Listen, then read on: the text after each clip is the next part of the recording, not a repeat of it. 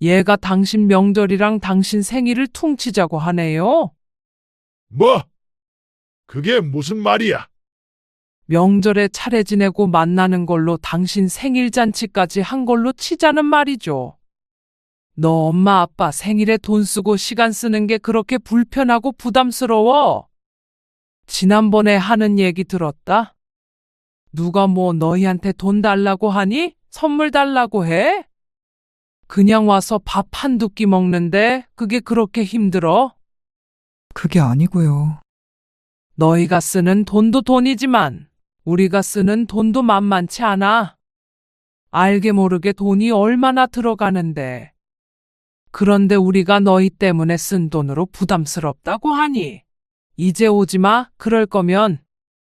오늘 이야기 속 주인공은 70세 장복희 씨입니다. 그리고 그녀의 아들과 며느리에 관한 이야기죠. 장 씨는 요즘 젊은 사람들이 참 냉정하고 부모에 대한 공경이 없다고 생각했습니다. 아들을 결혼시키고 나니까 그게 보였습니다. 결혼하니까 남이 되는 건 순식간이었죠. 가끔씩 내려와서도 늘 빨리 돌아가지 못해 안달내던 며느리는 그렇게 가끔 내려오는 것조차도 싫은 모양이었습니다. 시아버지 생일에 내려오는 게 싫어서 차라리 명절과 합치자는 말이 도대체 말이 되는 소린가 싶었습니다. 생일과 명절을 합치는 사람이 어디 있나 어이가 없었죠. 부모 자식 사이에 이렇게까지 선을 그으며 사는 게 과연 가족이 맞나 하는 생각도 들었습니다. 생일이라고 생신상을 차리라고 한 것도 아니었고 대단히 큰 선물을 바란 것은 더더욱 아니었습니다. 단지 1년에 한 번밖에 없는 아버지 생일에 가족끼리 모여서 밥 한 끼 하자고 하는 것인데 그게 뭐가 그렇게 힘들었는지 이런 괘씸한 아들과 며느리 차라리 안 보고 살고 싶었습니다. 그러면 누가 후회할지 두고 보자 싶었죠. 장 씨는 아들이 둘 있었습니다. 처음 큰아들이 결혼했을 때는 무척 들떴습니다. 식구를 맡는 일도 기대가 되었고 손주도 볼 생각에 좋았죠. 그런데 아들이 결혼하고 나서 얼마 지나지 않아 그것은 그냥 꿈일 뿐이었다는 걸 알게 되었습니다. 어쩜 이렇게 무뚝뚝한 며느리가 다 있는지 딸이 생긴다고 생각하려고 했는데 어떻게 된 것이 남보다 더 남 같았습니다. 언제쯤 내려오니? 네? 한번 내려오라는 말이야. 결혼한 지 얼마나 됐는데 그렇게 멀지도 않은데 얼굴 보기가 왜 이리 힘들어? 아들이 결혼식을 올린 지 한 달. 한 달 내내 며느리에게선 전화도 없었고 당연히 방문도 없었습니다. 그래서 장 씨가 먼저 연락할 수밖에 없었습니다. 장 씨는 아들 내외와 가까운 사이로 지내고 싶었죠. 상렬 씨랑 상의해 볼게요. 주말에라도 한번 들렀다가 가. 맛있는 거 해줄게. 아버지도 보고 싶다고 그러신다. 네. 어머님, 전화를 끊고 나서 장 씨는 작게 한숨이 나왔습니다. 아무렇지도 않게 통화를 하긴 했지만 며느리가 어쩐지 방문하기를 꺼려하는 것 같아서 마음이 좋지 않았습니다. 결혼 전에도 몇 번 보질 못했고 결혼 후에는 신혼여행에서 돌아온 뒷날 한 번 보고 말았습니다. 그러니까 장 씨가 연락을 먼저 한 것이었습니다. 그리고 얼마 뒤 주말에 아들 부부가 장 씨의 집으로 내려왔습니다. 차 타고 1시간 반 정도 걸리는 거리였습니다. 너희 주려고 고구마 한 박스 더 사놨으니까 갈 때 가지고 가. 아, 예? 고구마요? 그래. 가져다가 먹어. 한 박스까지는 필요 없을 것 같아요. 둘뿐이라서 다 못 먹을 것 같은데. 가지고 가서 쪄먹기도 하고 마탕도 해먹고 밥에도 넣어서 먹고 해. 그래? 요새 젊은이들 다이어트 하면서도 많이 먹는다며? 아버지가 며느리 준다고 장에 가서 사온 거야. 오늘 아침에. 네, 감사히 잘 먹겠습니다. 며느리가 고개를 작게 숙이며 인사했습니다. 남편은 그걸 뿌듯한 표정으로 바라보았죠. 이런 시아버지가 어디 있니? 내가 먹고 싶다고 해도 잘 안 사다 주는데. 네, 감사해요. 며느리 사랑은 시아버지야. 그러니까 자주 와서 맛있는 것도 얻어먹고 해. 네, 장 씨는 며느리가 좀 더 살갑게 굴었으면 싶었습니다. 무슨 말만 해도 네, 아니요. 결혼까지 한마당에 왜 이렇게 대면대면 구는지 몰랐습니다. 아이고, 어깨가 아직도 결리네. 아직도요? 낮에는 괜찮다고 그러더니. 괜찮았는데, 아이고. 남편이 어깨를 주무르려고 손을 이리저리 뒤로 올리자 아들이 나섰습니다. 아버지, 조금 주물러 드려요? 그 말을 듣고 장 씨가 말했습니다. 아니, 상렬이 너 말고. 지영이가 좀 아버지 어깨 좀 주물러드려. 네, 며느리가 시아버지 어깨 주물러드리면 보기 좋지. 장 씨가 미소 지으며 말하자 며느리가 어색한 표정을 지으면서 아들을 바라보았습니다. 아들도 그런 며느리의 눈치를 보면서 장 씨에게 말했습니다. 제가 주물러 드릴게요. 그러면서 남편의 어깨를 주무르기 시작했습니다. 남편은 어깨가 아파 별 신경 쓰지 않는 눈치였습니다. 하지만 장 씨는 속으로 조금 언짢았죠. 며느리는 자기가 하겠다는 소리 없이 앉아 있었습니다. 어깨 마사지 기계 사드려야겠네. 그러면 좋지. 원래 며느리는 결혼하면 친정아버지보다 시아버지랑 더 가깝게 지내야 하는 법이야. 에이, 요즘에 그런 게 어디 있어요. 아들의 대꾸에 장 씨가 눈을 흘겼습니다. 결혼했으면 우리를 엄마 아빠라고 생각하라는 말이지. 우리도 지영이를 딸처럼 생각하니까. 하지만 그건 장 씨만의 바람이었죠. 주말에 올 거지? 네? 이번 주말에요? 그래. 다음 주 월요일이 아버지 생신이잖아. 평일엔 오기 힘드니까 주말에 와야지. 토요일에 와. 장 씨가 남편의 생일을 앞두고 아들에게 전화를 했습니다. 아들네가 결혼하고 첫 생일이었는데 당연히 오겠다고 할 줄 알았던 아들의 반응이 이상했습니다. 이번 주에도 또 가라고요? 그러면 안 와? 황당함에 대꾸를 했더니 아들이 변명조로 대답했습니다. 아니, 그저께 명절에 갔다 와서 생신에는 전화만 드리려고 했어요. 그러면 아버지 서운하시지. 아무리 명절에 왔다 갔다고 하지만 첫 생일을 그렇게 지나가 버리면 남편이 섭섭할 게 뻔했습니다. 장 씨라도 그럴 것 같았습니다. 일주일 간격이라. 남편의 생일이 설이랑 가까운 것은 사실이었습니다. 거리가 오가기 힘들 정도로 멀다면 장 씨도 당연히 굳이 오란 소리를 하지 않겠지만 그렇지 않으니까 당연히 아들 내외가 와야 된다고 생각했죠. 왜? 오기 힘들 것 같아? 아, 아니에요. 갈게요. 전화를 끊고 하도 찜찜해서 장 씨가 남편에게 물었습니다. 장 씨가 아들네에게 너무 한 건가 싶어서 말이죠. 여보, 당신 생일에 애들 오는 게 맞죠? 그러자 남편이 황당하다는 듯이 대꾸했습니다. 당연히 오겠지. 맞고 틀리고가 어딨어? 왜? 오지 말라고 그러게? 아니요. 혹시나 해서요. 설이랑 며칠 차이가 안 나니까.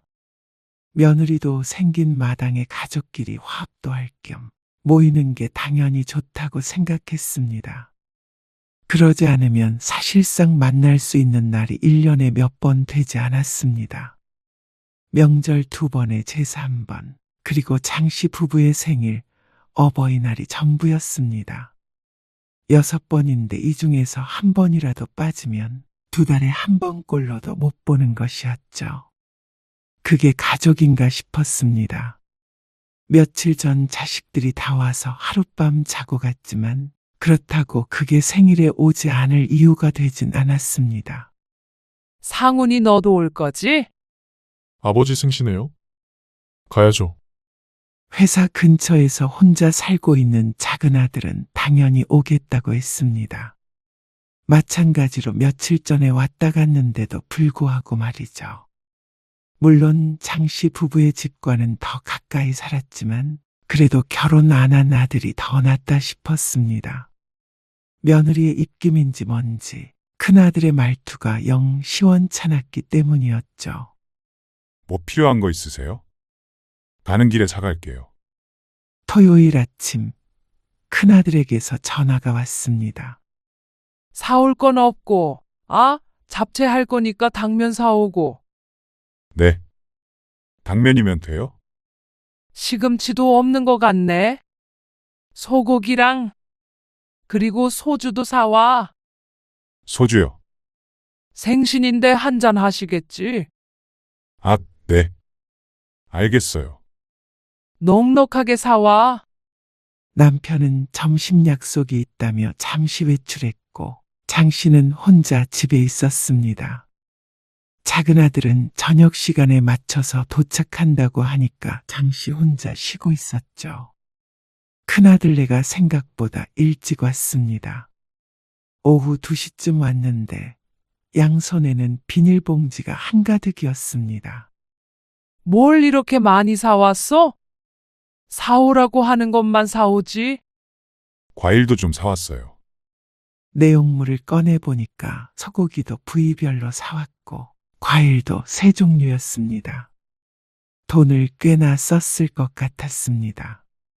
남편도 잠시 뒤에 집에 도착했고 작은 아들까지 오니까 그래도 집안이 꽉 찼습니다.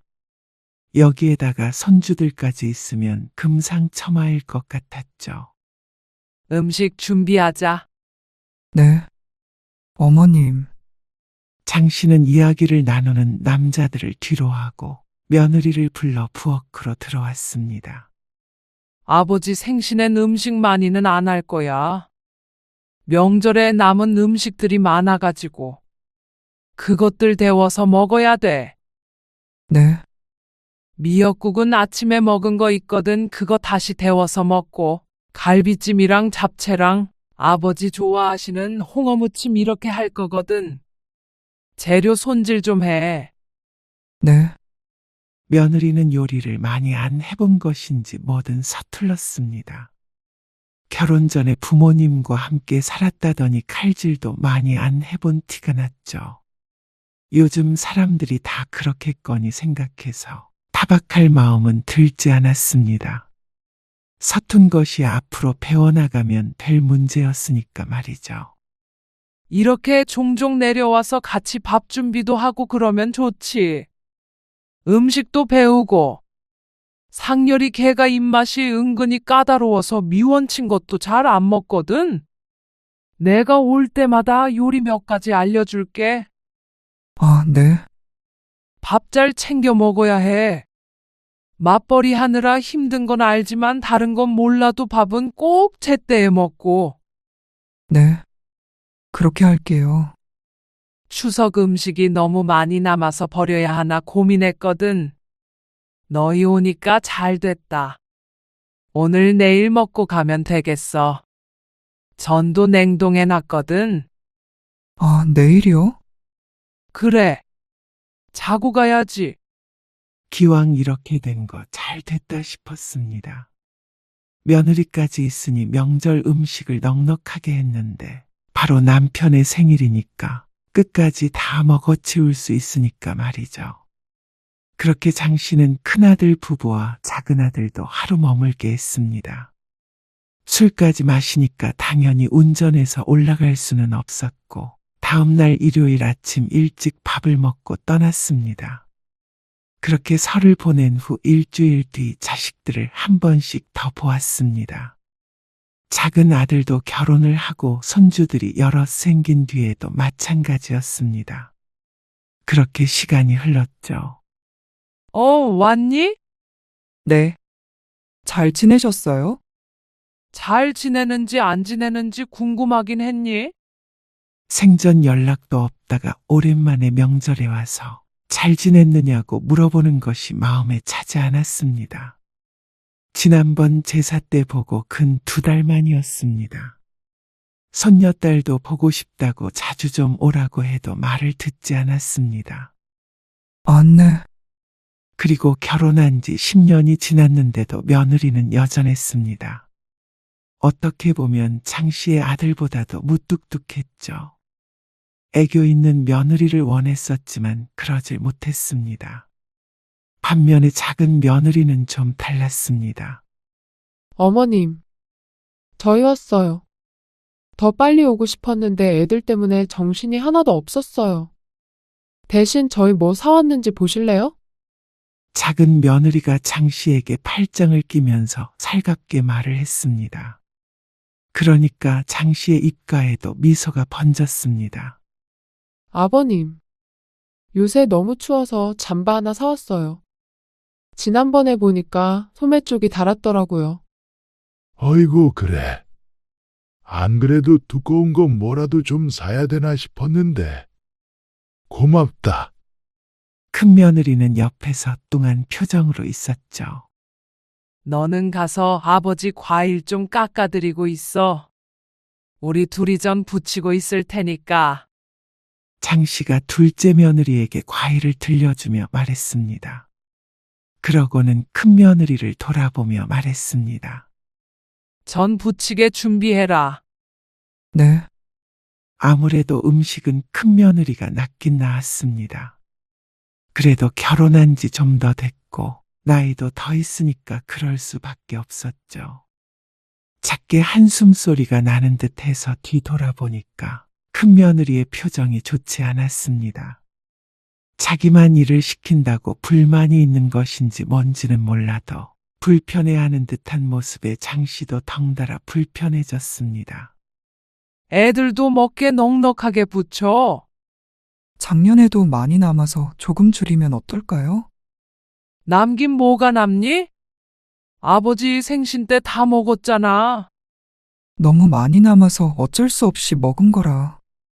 애들도 좋아하는데 그냥 넉넉하게 해. 네. 몇 년 전부터 차례상을 차릴 때 음식 양 좀 줄이자고 은근히 눈치를 주는 며느리였습니다.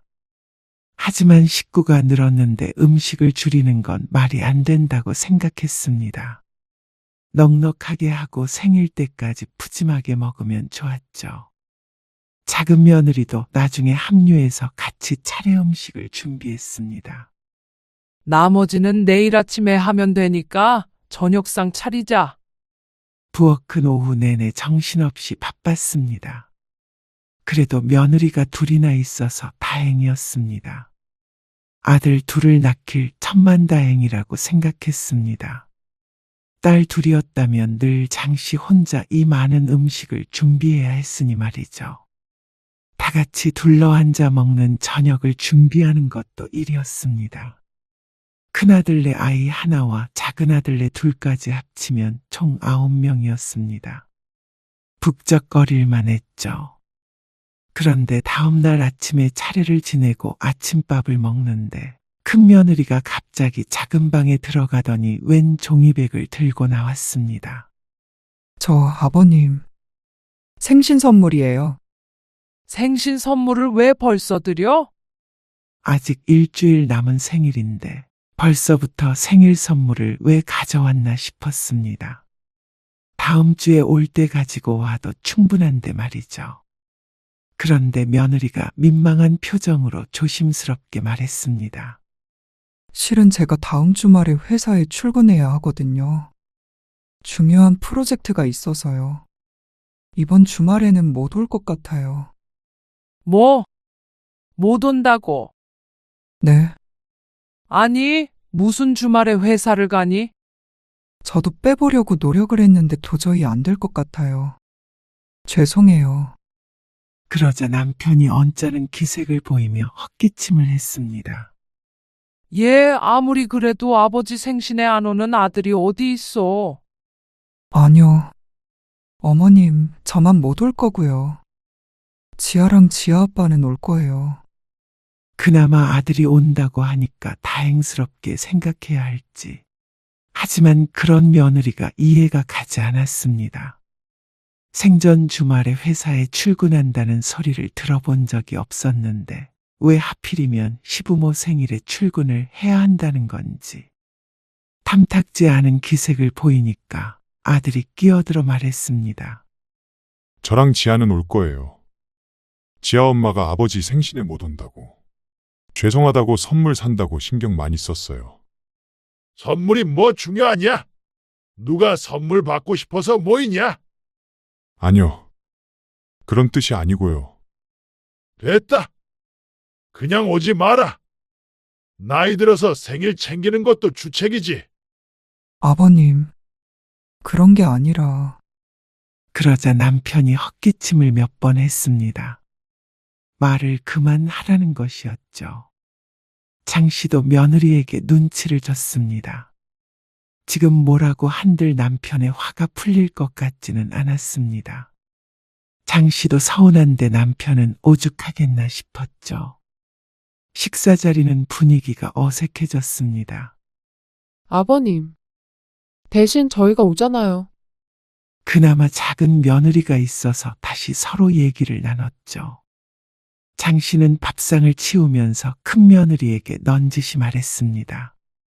지아 엄마, 웬만하면 와.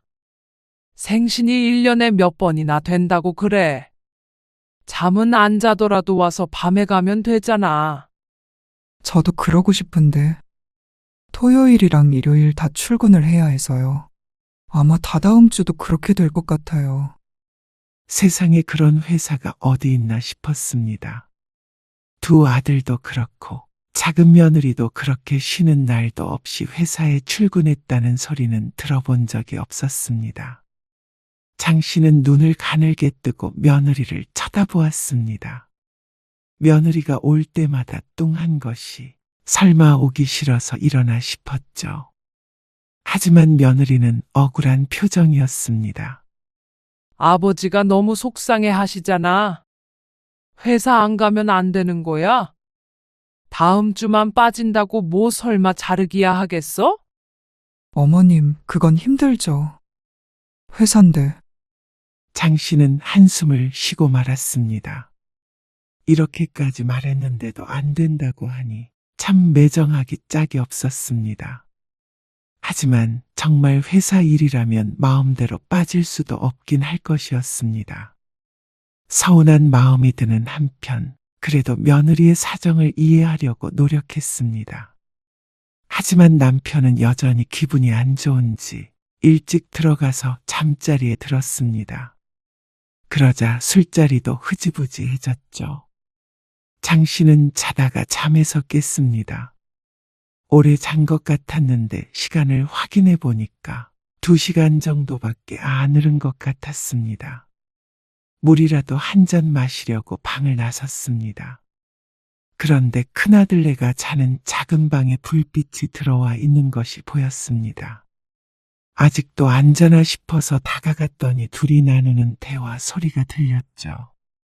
부담스러운 건 맞지. 명절 때도 돈 많이 들고 아버님 생신 선물도 드려야 하고 한 번 왔다 가면 깨지는 돈이 크니까. 그건 그렇지. 하필 또 같은 달이라. 작년에 여행 보내드렸던 것도 출혈이 좀 컸지. 좀 기간이 떨어져 있기라도 하면 모르겠는데 나도 힘들긴 하다. 당신도 고생이 많아. 또 음식하느라 진짜 힘들지. 거기까지 듣고 물러섰습니다. 아무래도 큰아들네가 이렇게 집에 오가는 게 부담스러운 모양이었습니다. 장 씨는 그래서 회사 일은 핑계라고 생각했습니다. 그럴 것 같기는 했습니다. 뜬금없이 회사에 간다며 시아버지 생일에 참석을 안 하겠다니 참 며느리답다 싶었습니다. 장 씨는 속이 부글부글 끓었습니다. 하지만 이 얘기를 남편에게 했다가는 큰일이 날 것 같아서 입을 꾹 다물고 있었습니다. 다음날 차례를 지내고 돌아가며 며느리가 다시 한번 말했습니다. 죄송해요. 다음 주에 못 와서. 그 모습이 어찌나 가증스럽게 보이던지 장 씨는 속으로 혀를 찼습니다. 간밤에 그 얘기를 못 들었다면 그래도 사정이 있으니까 어쩔 수 없겠구나 했을 텐데 이제는 그렇게 생각할 수 없었습니다. 마음 같아서는 무슨 일이 있어도 와라 하고 싶었지만 그렇게 해서 온들 과연 기분이 좋을까 싶었습니다. 어쩌면 차라리 아들이랑 손녀만 오는 게 나을 수도 있었습니다. 그래서 장 씨는 끝까지 입을 꾹 다물고 있었습니다. 그런데 일주일 뒤 남편의 생일이 되었을 때 장 씨는 아들의 전화를 받고 황당함을 금치 못했습니다. 뭐? 너까지 못 온다고 하면 어떡해? 아버지가 얼마나 상심하시겠어? 아들도 못 온다는 말이었습니다. 저도 가려고 어제 짐도 다 챙겨놨는데 어젯밤에 지아가 많이 아파서 응급실 다녀왔다니까요. 갑자기 왜 애가 그렇게까지 아픈 건데? 지아 엄마는 내 건강 관리를 어떻게 했길래 그래? 그게 왜 지아 엄마 탓이에요?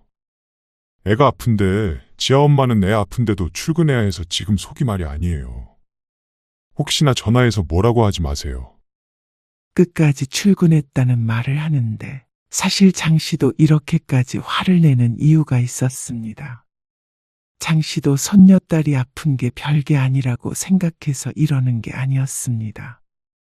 며느리가 부담스러워서 내려오기 싫어했고 아들도 지금 이러는 걸 보면 그냥 다 같이 핑계를 만들어서 오지 않기로 했구나 싶어서였죠.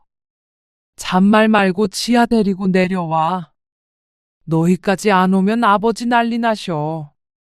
아픈 애를 데리고 어떻게 가라는 거예요? 아버지한테는 제가 전화 따로 드릴게요. 기어이 너희 다 안 오겠다는 말이야? 큰아들이? 죄송해요. 결국 아들네는 오지 않았습니다. 남편은 화가 머리끝까지 난 상태였습니다. 왜 자꾸만 큰아들네와 이런 일이 있는지 몰랐습니다. 상렬이네 안 온대. 지아가 아프다네요. 뭐? 어디가 얼마나 아픈데? 남편이 손녀딸을 걱정했습니다. 장 씨도 어쩔 수 없이 그날의 대화 내용을 이야기할 수밖에 없었습니다. 명절 끝나고 바로 당신 생일이잖아요. 그러니까 2번 내려오기가 부담스럽다고 그런 얘기를 하더라고요. 뭐야? 그러면 일부러 안 온 거란 말이야. 그러니까 회사 핑계, 지아 핑계 되는 거 아닌가? 생각이 드는 거죠. 아니면 뭐겠어요? 사실 장 씨도 남편에게 이렇게까지 얘기하고 싶지 않았습니다. 하지만 아들이 괘씸하기도 했고 그런 와중에 손녀딸을 걱정하는 남편이 짠하기도 했죠. 그리고 그날 이후로 남편은 큰아들네에게 무척 차가워졌습니다. 이것 좀 치워. 며칠 뒤 남편이 작은 며느리가 건넸던 종이 가방을 거실 바닥에 툭 던져 놓았습니다. 안에는 건강식품이 들어 있었는데 인삼인지 수삼인지 그런 것이 들어가 있는 것이었습니다. 가격이 꽤 나갈 것 같았죠. 애들은 미워도 이건 먹어요. 몸에 좋은 건데. 장 씨는 며느리가 준 선물을 버리지 않고 찬장에 넣었습니다. 그 뒤부터 남편은 큰아들에서 전화가 온 것은 받지 않았습니다. 하지만 장 씨는 그래도 내 자식이라고 이해하자 싶었죠. 하지만 나한테 더 잘하는 자식에게 마음이 기우는 것은 당연했습니다. 어버이날이 되기 며칠 전 주말이었습니다. 아들네 모두 장 씨의 집에 찾아왔습니다. 장 씨가 간단하게 음식을 했는데 며느리들이 집에서 반찬을 몇 가지 싸오기도 했습니다. 큰 며느리가 소갈비찜을 해왔는데 남편은 손도 대질 않았습니다. 여보, 소갈비찜 먹어봐요. 아, 질겨서 싫어. 그러자 며느리는 시무룩한 표정을 지었죠. 그런데 남편은 작은 며느리가 싸온 불고기를 집어먹고는 말했습니다. 이거는 부드럽네. 재준이랑 재민이도 이거 먹어봐. 그러더니 남편이 불고기를 집어 둘째 아들네 손자들 앞으로 불고기를 끌어다 주었습니다. 불고기를 집으려던 손녀딸의 젓가락이 허공에서 갈 길을 잃었습니다. 아버지, 지아도 불고기 먹어요. 큰아들이 말하자 남편이 콧방귀를 뀌었습니다. 장씨도 큰아들네가 괘씸했지만 그래도 손녀에게 그러는 것은 아닌 것 같아서 불고기를 집어서 손녀딸 밥그릇에 올려주었습니다. 그러고서도 남편의 차별은 계속됐습니다. 작은 아들이 사온 포도를 씻어서 손자들에게만 챙겨주었습니다. 엄마, 할아버지가 나는 포도 안 줘. 손녀가 큰며느리에게 말하자 남편이 외쳤습니다. 안 주긴 뭘 안 줘? 지가 와서 먹어야지. 며느리가 입술을 꼭 깨물었습니다. 그런 며느리 곁에 가서 장씨가 말했습니다. 재준이랑 재민이가 어리니까 챙기신 거야. 너무 서운하게 생각 마라. 네, 하지만 며느리의 얼굴엔 수심이 가득했습니다. 장씨가 넌지시 얘기했습니다. 지난번에 아버지 생신에 안 왔잖냐? 그것 때문에 조금 서운하신 모양이야.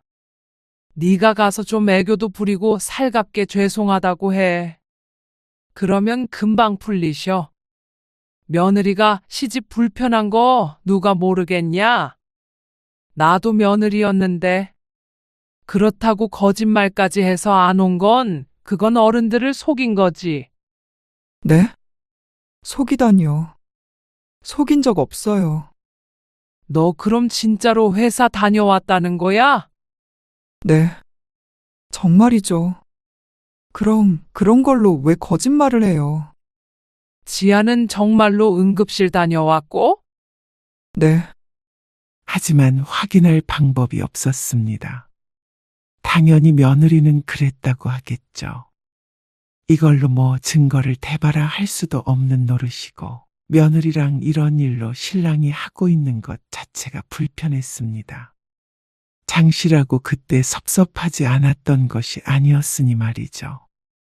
어머니, 정말 너무하신 거 아니에요? 아무리 화가 나셔도 그렇지. 왜 애한테 상처를 주세요? 내가 뭘? 아버지도 그러시고 정말 불편해서 못 있겠어요. 뭐? 불편? 지난번에 내가 아무 말 않고 넘어갔는데. 너 엄마 아빠 생일에 돈 쓰고 시간 쓰는 게 그렇게 불편하고 부담스러워? 그게 무슨 말씀이세요? 같은 달에 있어서 돈 많이 든다고 부담스럽다며? 지난번에 하는 얘기 들었다? 그러니까 서운하다는 거야. 누가 뭐 너희한테 돈 달라고 하니? 선물 달라고 해.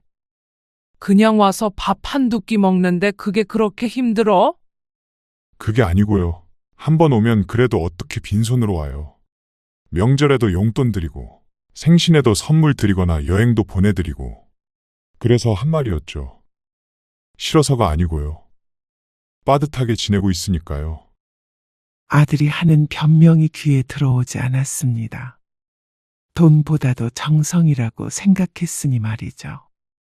하지만 그런 부모의 마음은 모르고 자기들 입장에서만 생각하니까 문제였습니다.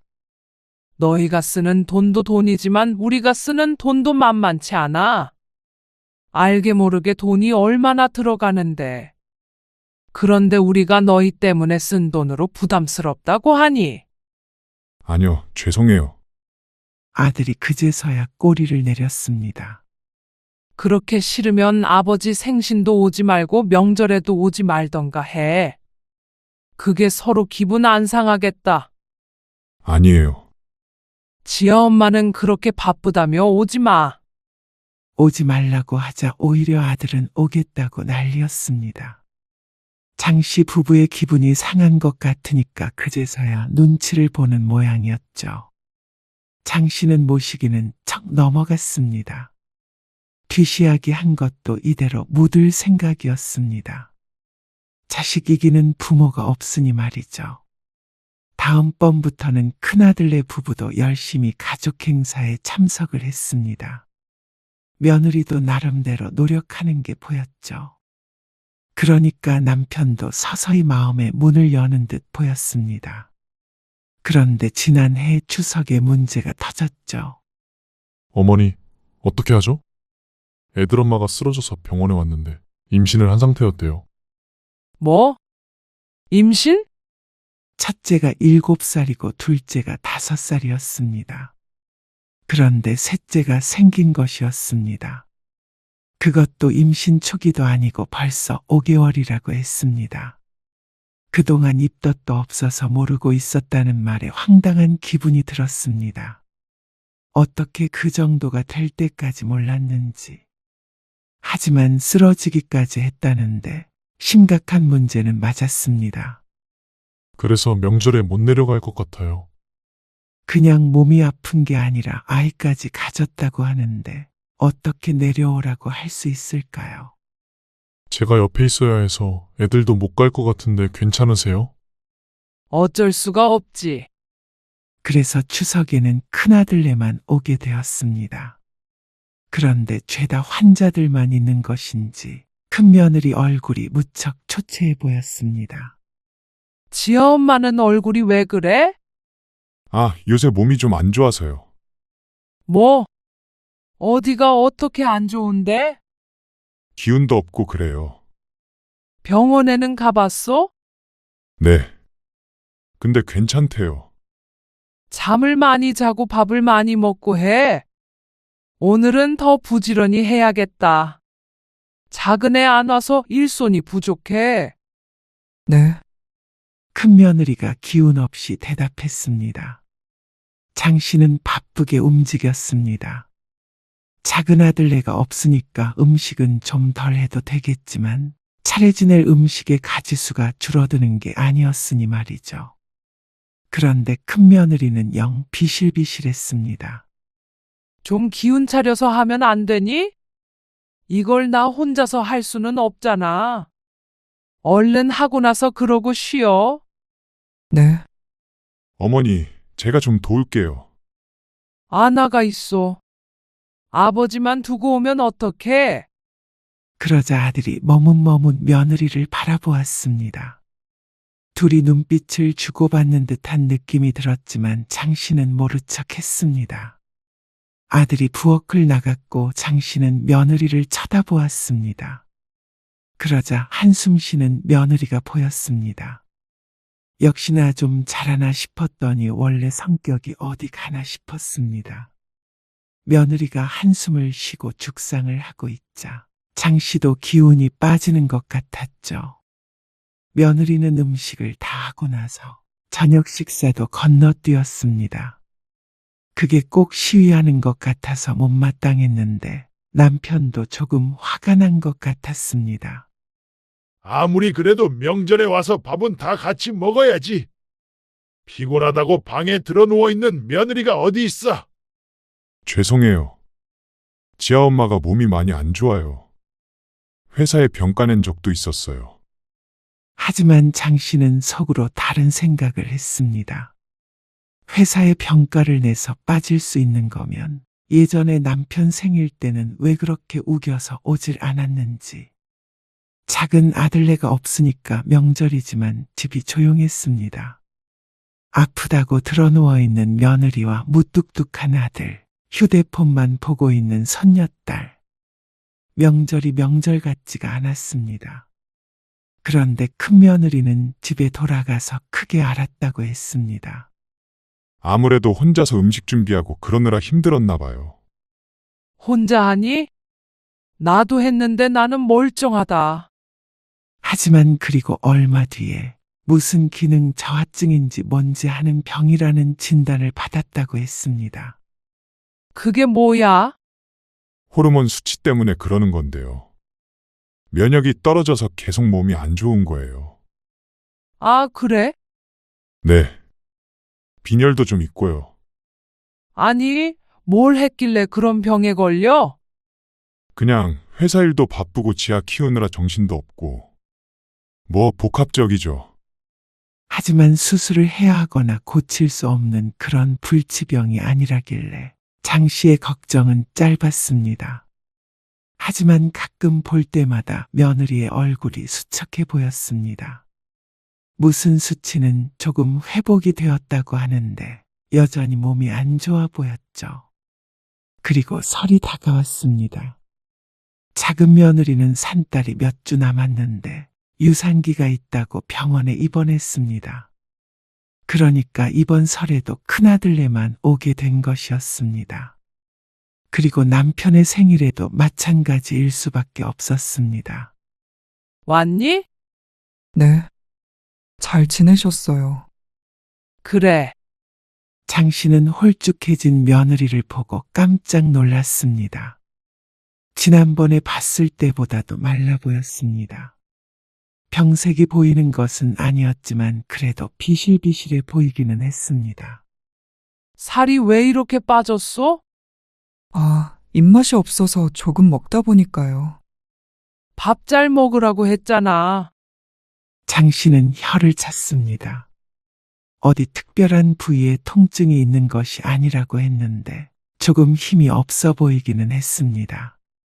하지만 그렇다고 해서 명절에 아무것도 안 하고 있을 수는 없었습니다. 전 부쳐야지. 네, 어머님. 그리고 한창 부엌에서 일을 하고 있자니 며느리가 힘든지 허리를 두드렸습니다. 힘들면 잠깐 허리 좀 펴고 해. 아니면 한 10분만 누워있다가 올래? 그래도 며느리가 아프다고 하니까 장씨 나름대로 신경이 쓰였습니다. 지난번에도 크게 앓았다고 하던데 음식하는 게 별거 아닌 것처럼 보이지만 일만큼 중노동도 없었습니다. 그래서 장씨가 며느리보다도 부지런히 한다고 하는데 그렇다고 며느리가 안 힘들 수는 없었습니다. 그러자 며느리가 고개를 저었습니다. 아니에요. 그런데, 어머님, 그러더니 조심스럽게 운을 뗐습니다. 주변 사람들이 그러는데요. 명절이랑 이렇게 생신이나 다른 행사 날짜가 얼마 차이 안 나면 같이 합쳐서도 한다고 하더라고요. 뭐? 합쳐서? 네. 제 친구네는 제사랑 추석이랑 4일 차이래요. 그래서 이번에 명절에 그냥 퉁친다고 해야 하나? 아니, 합쳐서 한다고 하더라고요. 듣자 하니 어이가 없었습니다. 퉁친다는 말은 장씨가 잘못 들은 말인 줄 알았습니다. 제사랑 생신이랑 같니? 차례상도 결국 제사상이니까 같이 합치는 것도 종종 있는 거고. 생신상이랑은 완전히 다르지. 너 지금 시아버지 생신상을 제사상 만들려고 하는 거야? 아니에요, 어머님. 그런 거 아니에요. 그런데 곱씹으면 곱씹을수록 기분이 나빴습니다. 누가 그래? 명절이랑 생일이랑 합친다고. 어떤 친구? 전화번호 대봐. 내가 그런 얘기는 처음 듣는다. 어? 감히 시아버지 생일을 퉁친다고? 아무리 큰며느리가 괘씸한 행동들을 했어도 장씨는 그 마음을 이해하려고 노력해왔습니다. 하지만 큰며느리는 끝까지 자기밖에 몰랐습니다. 얼마나 시집에 오기 싫으면 1년에 몇 번 되지도 않는 걸 합친에 만회하는지. 그리고 그 말이 며느리 입에서 나왔다는 게 충격적이었습니다. 옛날 같았으면 있을 수도 없는 일이었습니다. 아들이 말해도 화가 날 말을 하물며 며느리라니요. 그러자 큰며느리가 안절부절 하지 못했습니다. 그렇게 오기 싫으면 오지 말라고 분명히 말했잖냐? 그런데 굳이 와서는 사람 속을 이렇게 뒤집어놔? 아니에요. 요새 몸이 안 좋아서 근데 일주일도 안 돼서 또 상 차리고 그런 게 힘들기도 해서 그랬어요. 그러니까 힘들면 오지 말어. 와서 죽상을 하고 있으면 명절에 흥이 나니? 소란스러웠는지 부엌으로 남편과 아들이 들어왔습니다. 무슨 일이야? 얘가 당신 명절이랑 당신 생일을 퉁치자고 하네요. 뭐? 그게 무슨 말이야? 명절에 차례 지내고 만나는 걸로 당신 생일 잔치까지 한 걸로 치자는 말이죠. 뭐? 아, 오기 싫으면 오지 마. 뭐 이런 며느리가 다 있어. 남편도 장 씨와 똑같은 반응이었습니다. 아, 아버지. 그게 아니고 제가 낸 아이디어였어요. 뭐야? 매년 너무 힘드니까요. 며칠 차이도 안 나는데 차렸던 상 또 차리고 매번 1박 2일 애엄마 병나요. 작년부터 몸 안 좋았는데 어머니 아버지 서운하실까봐 온 거예요. 돈이 아까워서 그런 게 아니고 생일이랑 돈이 이중으로 나가니까. 너희 지난번에 그 얘기 했잖냐? 아니, 그런 게 아니고 지아엄마 몸이 안 좋다니까요. 1년에 도대체 몇 번이나 된다고 그래? 명절 때문에 아픈 거야? 생일 때문에 아파? 한 달에 한 번은 내려오잖아요. 저희도 저희 삶이 있어요. 지난번에 사정이 있어서 한 번 못 왔더니 어머니 아버지 어떻게 하셨어요. 그리고 지아엄마 정말 고생 많이 해요. 그런데 한마디 했다고 그렇게 소리를 치시고 그러면 저희도 이제는 정말 오기 싫어요. 뭐야? 너무 어처구니가 없었습니다. 결국엔 이 말이 하고 싶은 것이었던 모양이었습니다. 남편도 화가 머리끝까지 났는지 손가락질을 하며 호통쳤습니다. 그래? 오지 말라고 여러 번 말했잖냐? 오지 마. 나는 뭐 오기 싫다는 자식 예쁜 줄 알아? 아들은 하나면 됐다. 손녀도 필요 없어. 손자가 둘이나 있는데 뭐? 네 아버지 말씀 틀린 거 하나 없다. 아버지 생신 그렇게 대충퉁이나 치자는 며느리. 그리고 아들. 안 와도 돼. 그러자 아들이 상처받은 표정을 지었습니다. 손녀도 놀란 눈을 하고 쳐다보고 있었습니다. 여보, 가자. 이렇게 가면 다신 안 보는 거다. 아들은 대답이 없었고 며느리도 마찬가지로 묵묵히 짐을 챙겼습니다. 음식을 하다 말고 가버릴 생각을 하는 며느리. 역시나 속내를 알 것 같았습니다.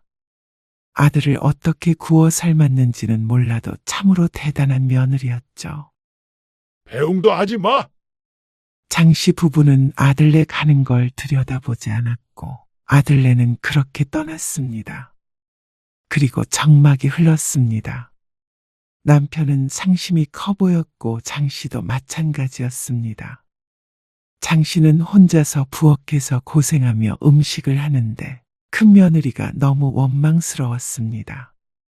1년에 한 번 고생 덜 하자고 집안을 이렇게 쑥대밭으로 만들 수가 있나 싶었죠. 다음날 차례는 장씨 부부 둘이서만 지내야 했습니다. 그리고 장씨의 생일에도 누구도 오지 않았습니다. 작은 며느리는 그날 셋째를 낳았죠.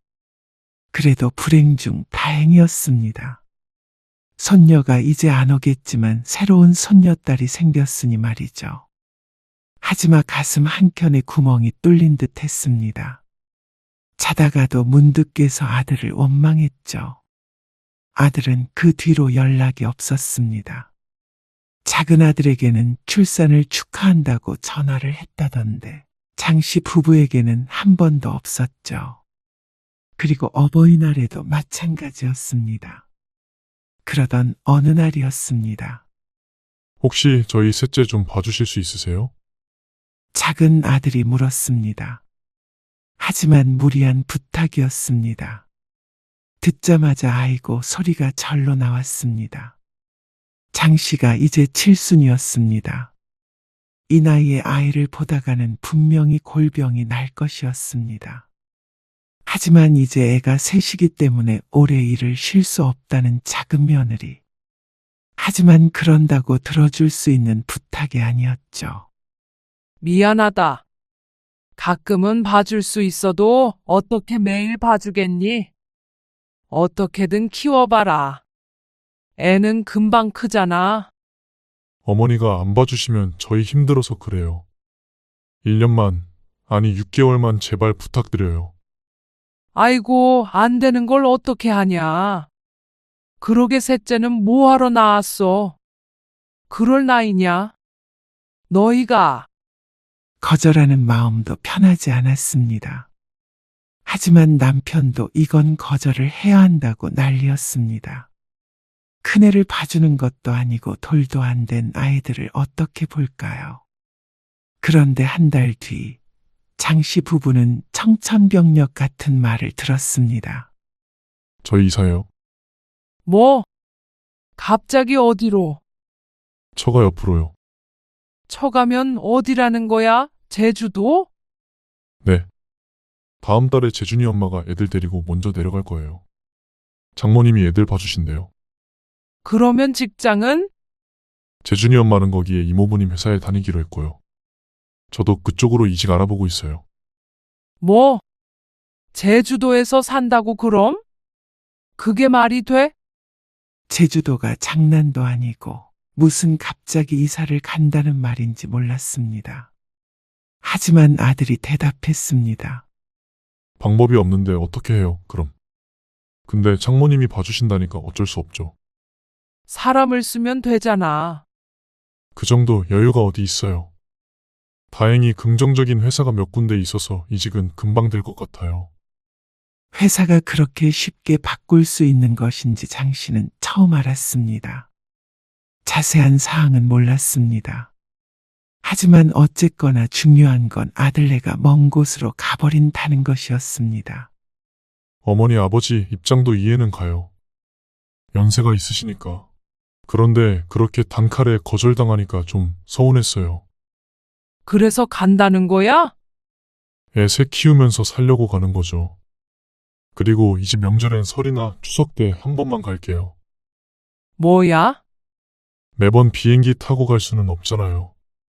그렇다면 1년에 한 번씩만 보면서 살자는 말인가 싶었습니다. 어떻게 이런 일이 있나 망연자실했습니다. 그리고 다음 달에 정말 며느리는 제주도로 떠났고 아들은 집을 정리했다고 들었습니다. 그리고 아들도 얼마 뒤에 며느리를 따라서 제주도로 가버렸죠. 장씨 부부는 졸지에 혼자가 됐습니다. 너무나도 갑작스러운 일이라 붙잡고 말고 할 틈도 없었습니다. 이렇게 중대한 일을 어떻게 부모와 상의도 하지 않고 저질러 버리는 것인지 화가 날 지경이었습니다. 남편도 둘째 아들도 다 소용없다면서 자식들 없는 셈치고 살자고 소리쳤죠. 그래서 장 씨도 그러겠다고 했습니다. 하지만 한 달, 두 달이 지나면서 처지가 참 이상하게 됐다는 생각이 들었습니다. 분명히 괘씸한 건 아들들인데 어째서 외로움을 느끼는 건 장씨 부부인지. 애들한테 전화 왔어요? 작은 애한테는 왔고 상렬이는 전화 없었지. 나쁜 놈. 설에는 장씨 부부만 차례를 지냈고 설이 지나 남편의 생일에도 작은 아들로부터 전화 한 통 오고 말았습니다. 아마 큰아들네는 지들끼리 여행을 갔을 수도 있겠고 작은 아들은 처가 식구들과 시간을 보내고 있겠죠. 장 씨는 며느리를 아끼고 딸처럼 대하려고 노력했는데 결국엔 자기들 입맛에 맞지 않으면 이렇게 떠나버리는구나 싶었습니다. 아들들도 마찬가지였습니다. 자신의 가정이 우선이지 부모는 안중에도 없었습니다. 장 씨는 조용한 집안에서 혼자 앉아 있었습니다. 텔레비전 소리만이 빈 거실을 채우고 있었죠. 요즘 젊은 것들은 정말 버릇이 없어? 부모가 뭔지도 모르고. 남편도 고개를 끄덕였습니다. 두 사람은 여전히 자신들이 옳다고 생각했죠. 명절과 생일을 합치자는 것이 말이나 되는 소리인지, 부모 생신도 제대로 챙기지 못하는 자식들이 뭐가 그리 바쁜지. 그런데 이상하게도 집은 너무 조용했습니다. 손자들 소리가 들리지 않는 명절은 썰렁하기 그지없었죠. 이웃집에서는 자식들이 와서 북적거리는 소리가 들려왔습니다. 차라리 자식을 안 낳았어야 했나. 장 씨가 한숨을 쉬었습니다. 자식들이 잘못했는데 왜 자신들이 이렇게 쓸쓸해야 하는지. 분명 며느리들이 문제였고 아들들이 철이 없어서 그런 건데. 내가 뭘 잘못했다고. 부모 생일 챙기는 게 그렇게 힘든 일인가? 장 씨는 끝까지 자신의 잘못을 인정하지 않았습니다. 하지만 텅 빈 집안의 적막함은 견디기 힘들었죠. 이렇게 외롭게 늙어가리라곤 생각도 못했습니다. 자식 둘을 키워놨는데 결국 남은 건 서운함과 후회뿐이었습니다.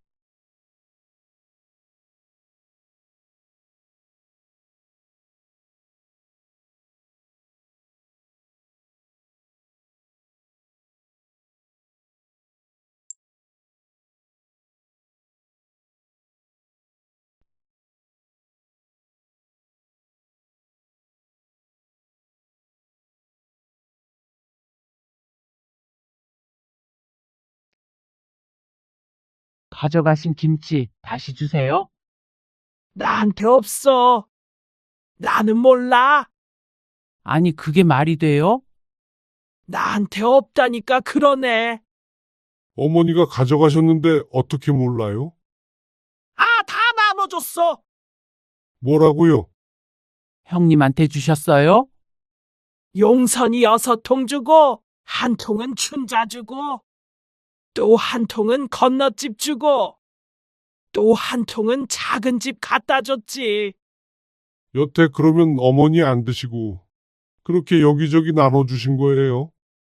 우리 집 김치가 맛있다고 다들 그러는데, 그러면 어떡하냐? 이번에 너무 조금해서 다 못 줬어. 오늘 이야기 속 주인공은 54세 이연숙 씨입니다. 그리고 그녀의 시어머니에 관한 이야기이죠. 이 씨에게 김장은 1년 중 가장 큰 행사 중 하나였습니다. 어쩌면 명절보다도 힘들었습니다. 하지만 워낙 김치를 좋아하고 가족들도 많이 먹어서 안 할 수가 없었습니다. 젊어서는 시어머니의 강요에 의해 했지만 나이 들어서는 스스로도 김장해야 한다는 의무감도 조금 생겼죠. 나이 들어 김장을 못하겠다는 시어머니의 김치까지 대신해서 담가줘 왔는데 혼자 사는 노인이 무슨 김치 욕심이 저렇게 많을까 생각만 해왔습니다. 하지만 그 김치들을 시누이, 시이모, 동네 사람들에게까지 몰래 나눠주고 있었다는 사실을 뒤늦게 알게 된 이 씨는 너무 화가 났습니다. 고생은 이 씨 혼자 다 하고 생색은 시모가 내고 있었습니다. 누구는 김장이 쉬워서 매년 하는 줄 아는 것인지. 시모도 시모지만 시누이나 다른 시집 식구들도 얄밉고 괘씸했습니다. 재료값이라도 주면서 하라고 그러면 덜 화날 것 같았지만 그럴 사람들이 아니었습니다. 며느리를 시집의 공짜 노동력 정도로 생각하는 시집 식구들을 더 이상 참을 수 없었습니다. 뭐가 아쉽다고 식모 노릇을 이 나이까지 계속할까요? 이 씨는 시집을 엎어버리기로 작정했습니다. 하지만 남편이 먼저 마당에 김치를 뿌려버렸죠. 이 씨는 남편과 28년 전에 결혼했습니다. 그리고 딸 하나, 아들 하나를 낳고 살았습니다. 남편과의 사이는 좋은 편이었습니다. 크게 싸운 것도 28년간 손에 꼽았습니다. 그런데 그때마다 원인은 시집이었습니다. 시어머니 때문이었죠. 결혼식이 끝나고 첫가을이었습니다. 추석 뒤에 결혼식을 올렸기 때문에 사실상 첫 번째 시집 행사나 마찬가지였습니다. 어리면 어리다고 할 수 있었던 이 씨는 시어머니로부터 전화를 받았습니다. 이번 주말에 김장하러 와라. 일찍 와야 한다. 거절이라는 선택지는 애초에 존재하지 않았습니다. 시집은 이 씨의 집에서 1시간 정도 떨어져 있었습니다. 멀지 않은 곳이라 일찍 가는 건 어렵지 않았습니다. 하지만 가서 겪었던 중노동이 이 씨를 알아눕게 했습니다. 김치를 먹는 것만 해봤지 직접 김장을 해본 건 처음이었는데 이럴 거면 차라리 김치를 안 먹고 마는 게 낫겠다는 생각까지 했습니다. 남편도 돕고 했는데도 나중엔 허리를 펴는 것조차 쉽지 않았습니다. 그리고 저녁쯤 되자 시누이가 검정 봉지를 들고 찾아왔습니다. 고기 사왔어요. 김치엔 고기를 먹어야지. 잘 사왔네. 시어머니와 같은 동네에 사는 시누이였는데 어디서 뭘 하다가 온 건지 몰랐습니다. 고기 몇 근 사오고 어찌나 생색을 내던지 불만이 있었지만 표를 내진 못했죠. 김치 3통 가져가라. 잘 먹겠습니다. 남편도 지쳐 보였습니다. 김장김치에 수육을 먹고 밥도 먹고 하니까 이미 늦은 시간이었습니다. 재료값 장난 아니게 들었어. 그럴 것 같아요. 몇 포기인지 세어보지는 않았지만 식구들이 다 먹고도 넉넉할 정도였습니다. 그래서 고개를 끄덕였더니 옆에서 김치를 챙기던 시누이가 얌체 같은 목소리로 끼어들었습니다. 올케는 눈치가 없네. 네? 김치를 그렇게 많이 챙겨가면 재료비라도 좀 보태야지. 당황해서 남편을 쳐다보니까 남편도 거기까지는 생각하지 못한 것 같았습니다.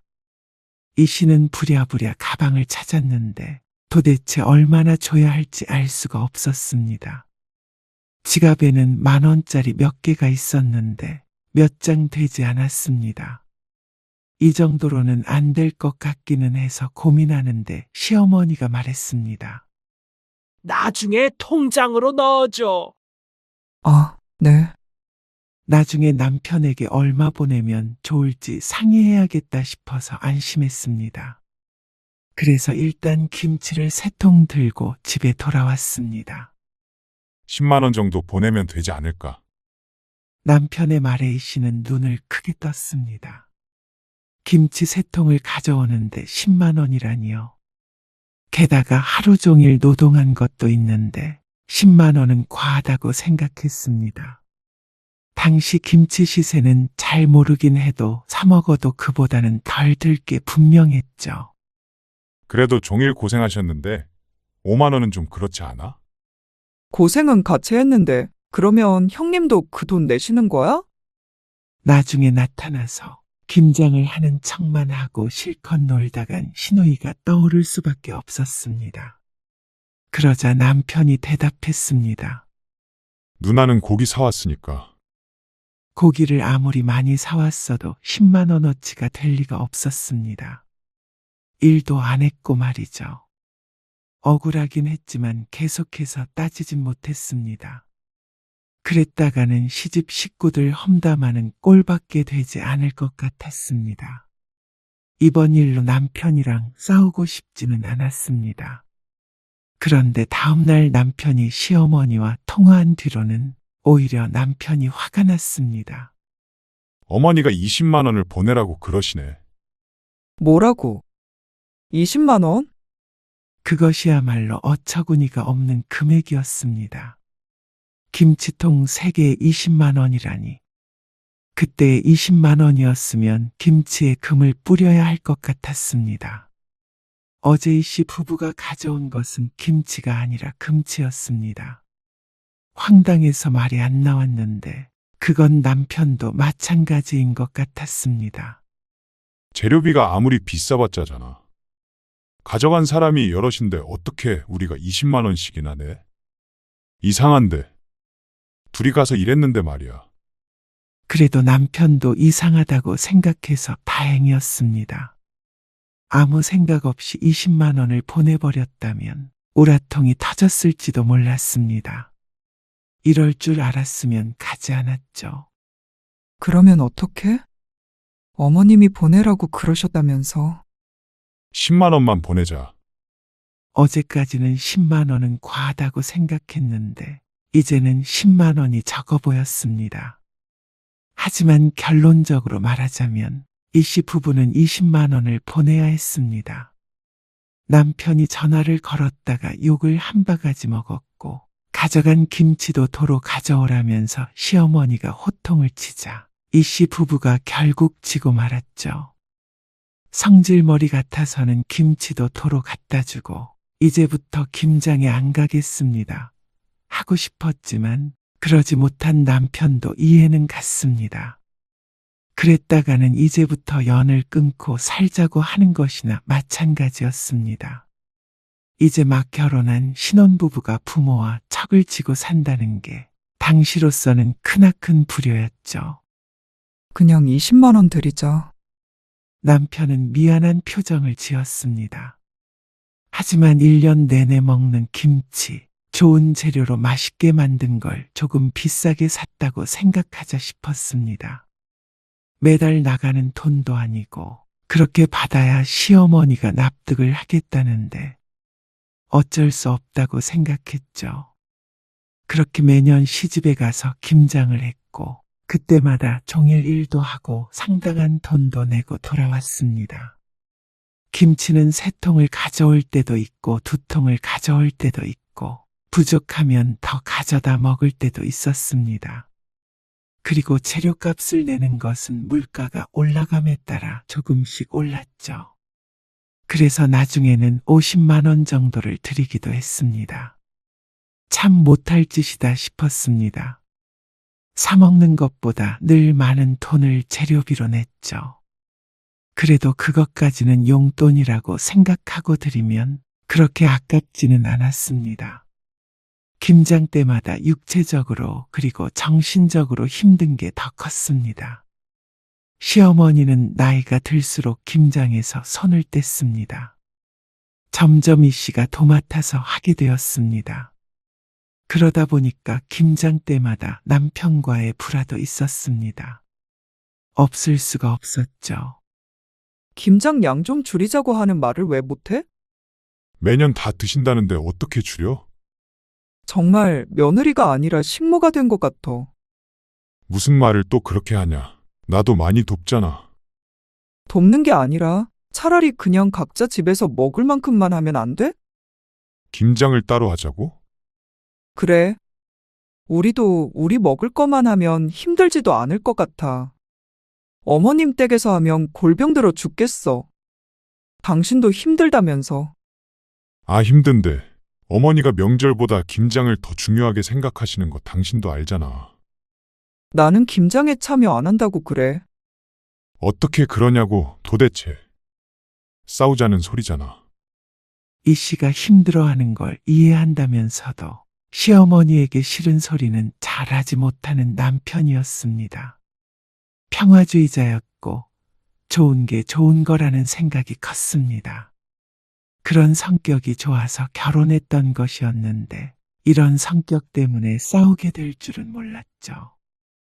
비슷한 일들이 수도 없이 많았습니다.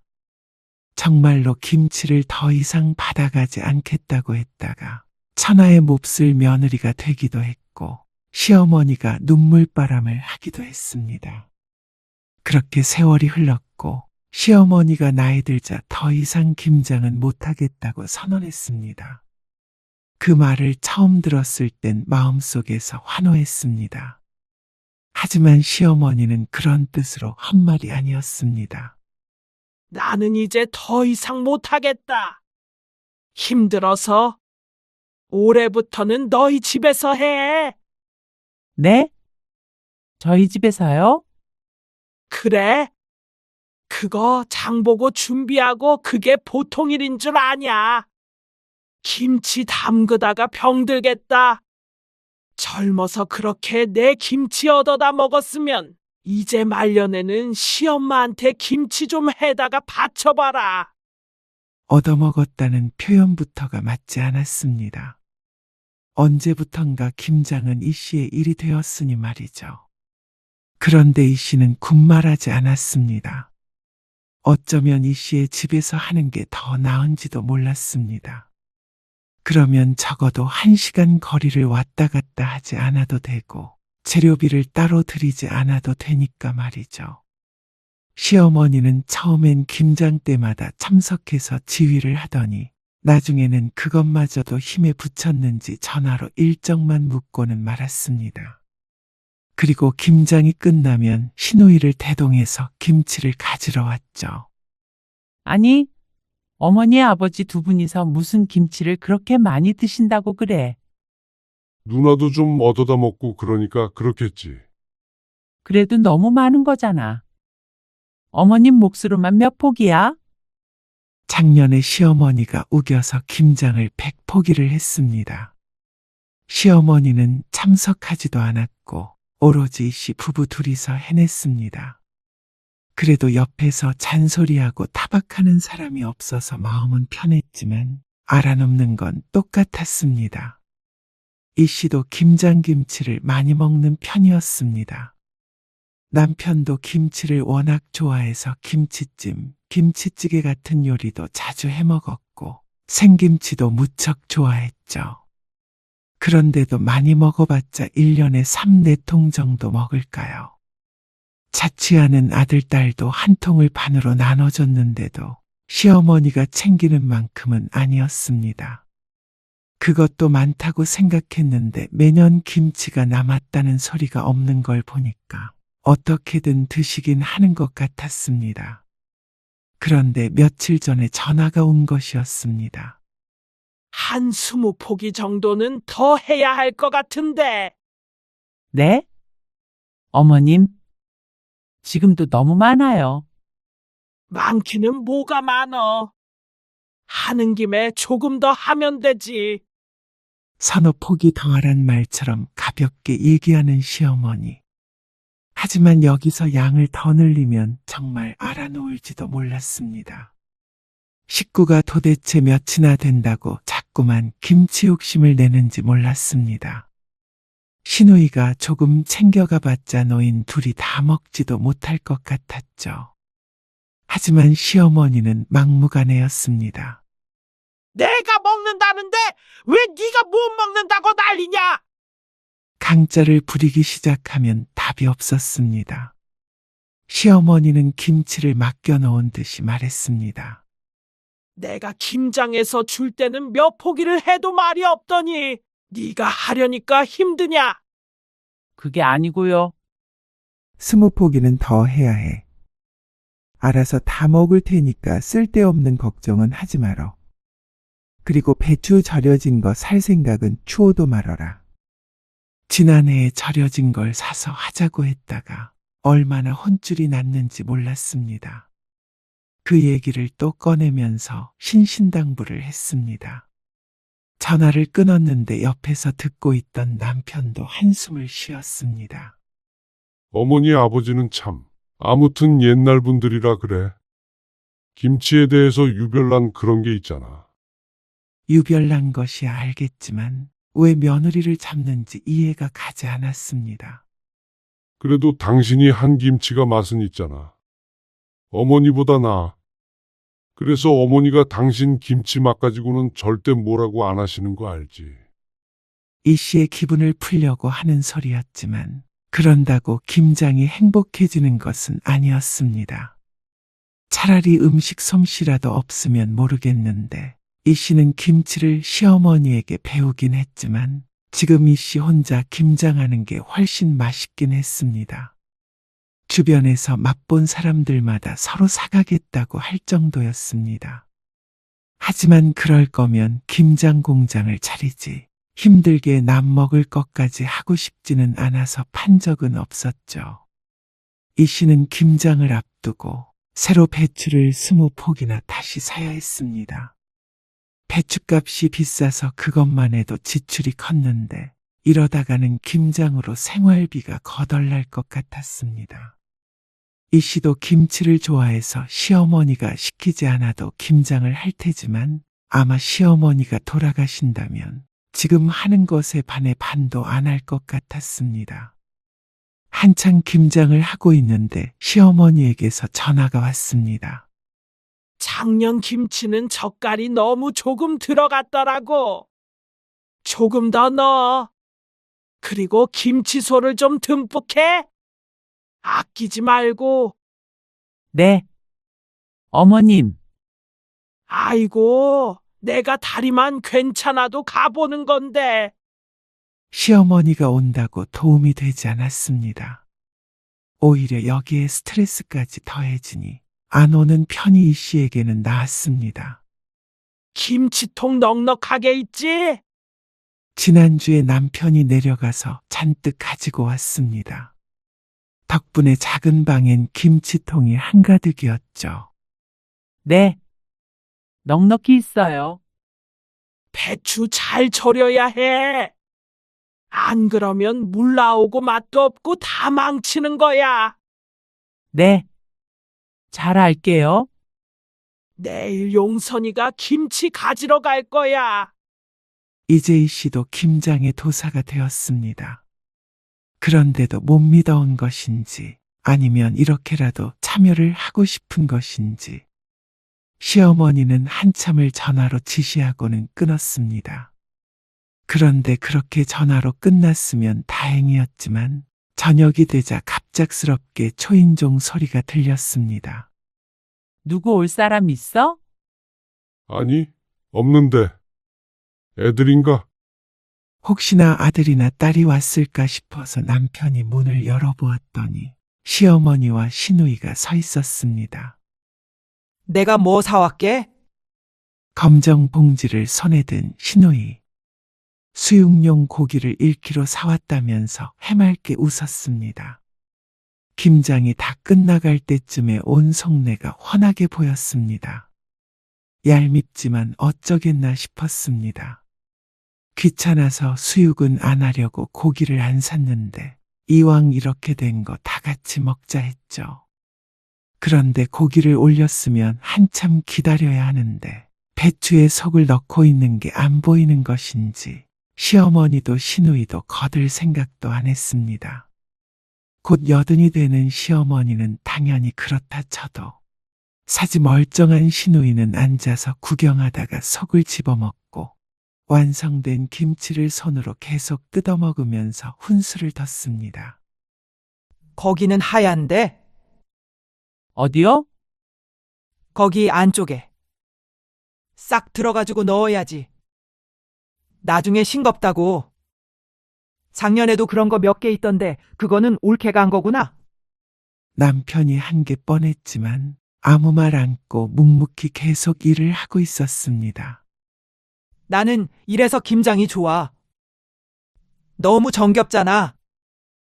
그리고 김장 하자마자 고기 싸 먹으면 정말 얼마나 맛있는데. 나는 삼겹살보다 그게 더 좋더라. 그래서 김장 안 하는 집안 보면 이해가 안 돼. 그러는 본인도 따로 김장을 하지 않으면서 말은 잘했습니다. 우리는 시댁도 김장을 안 해. 김치 안 좋아하면 그게 한국인이야? 그러면서 시집 흉을 보기 시작했습니다. 그리고 시어머니는 거기에 맞장구를 쳤습니다. 무슨 그런 집이 다 있냐? 그러면 김치찌개도 안 먹냐? 이 씨가 보기에는 정말 좋은 시부모였습니다. 결국 며느리한테 김장하라고 안 한다는 건데 고마운 줄 모르고 흉을 보나 싶었습니다. 아, 올케. 한 통은 있잖아. 썰어서 담아줘. 네? 이걸 썰라고요? 한 입에 먹게 썰으라고. 갑자기 엉뚱한 요구를 하는 시누이. 세상에 김장하고 썰어서 넣는 사람이 있나 싶었습니다. 먹을 때마다 썰어야 맛있죠? 그러면 먹기 불편하잖아. 한 통만 그렇게 해줘. 한 통만. 그러면 자기가 좀 일어나서 하면 좋을 텐데 신우이는 꼭 시장에서 생선은 손질해서 달라고 요구하는 손님처럼 아주 당연하게 말했습니다. 손 하나 까딱 안 하면서 말이죠. 생전 썰어달라는 적이 없었는데 이상하다 싶었습니다. 꺼내서 도마에 놓고 써는 게 너무 불편해서 그래. 본인이 그렇다는데 이러쿵저러쿵 할 문제는 아니었지만 무척이나 귀찮고 짜증이 났습니다. 이 집 식구들은 어째서 며느리를 몸종처럼 부리려는 것인지 몰랐습니다. 이제 싹 치우자. 양념이 조금 남았고 지금 바로 먹을 한 포기를 제외하고는 모두 김치통에 담겼습니다. 허리를 펴보려고 하니까 곧장 앓는 소리가 나왔습니다. 남편도 사정이 크게 다르지 않은지 끙끙거리고 있었죠. 그 모습을 보더니 시어머니가 혀를 찼습니다. 그러니까 할 줄도 모르는 걸 뭐하러 해? 너는 네 남편을 이렇게 부려먹고 싶냐? 끊임없이 나왔던 주제였습니다. 그런데도 볼 때마다 못마땅한 것 같았습니다. 하지만 이것만큼은 이 씨도 물러날 수가 없었습니다. 만약 남편도 일을 안 시키고 이 씨만 일하게 한다면 틀림없이 엎어버릴 것이었습니다. 다 정리하기도 전에 신우이가 식탁에 앉으며 말했습니다. 얼른 고기부터 썰어봐. 저녁을 안 먹었더니 배고프네. 이것 좀 치우고요. 아, 누나는 돕지도 않고 참. 내가 이 집 며느리야? 내가 왜 도와? 남의 집 김장을. 출가 외인이라는 말 몰라?